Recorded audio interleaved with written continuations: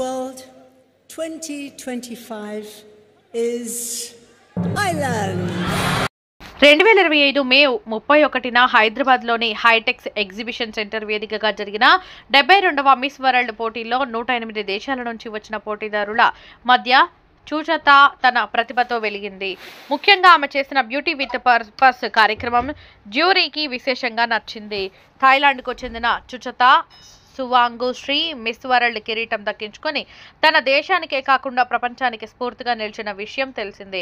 అయితే చుచత సువాంగ్ ఈ విజయం వెనుక సుదీర్ఘ ప్రయాణం ఉంది. చుచత సువాంగ్ 2003 సెప్టెంబర్ 20న థాయిలాండ్లోని పుకెట్ అనే ప్రాంతంలో జన్మించింది. చిన్ననాటి నుంచి ఆమెలో ఆత్మవిశ్వాసం, లక్ష్యసిద్ధి కనిపించేవి. చదువులోనూ నైపుణ్యాలలోనూ ఆమె అగ్రగామిగా నిలిచింది.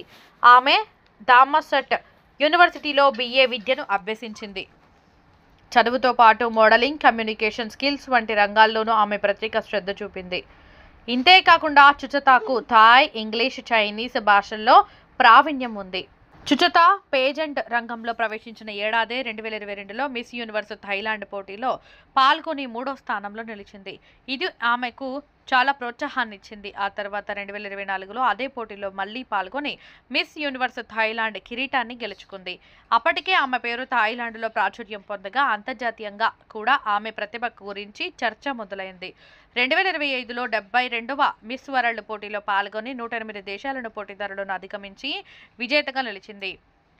ఈ పోటీలో ఎథియోపియాకు చెందిన హసెట్ డేరెజ్ అద్మసు 2వ స్థానంలో నిలిచింది. కానీ చుచత సువాంగ్ తన స్వాభావిక సంభాషణ శైలి, మానవత దృక్పథం, స్పష్టమైన లక్ష్యాల వల్ల విజేతగా నిలిచింది.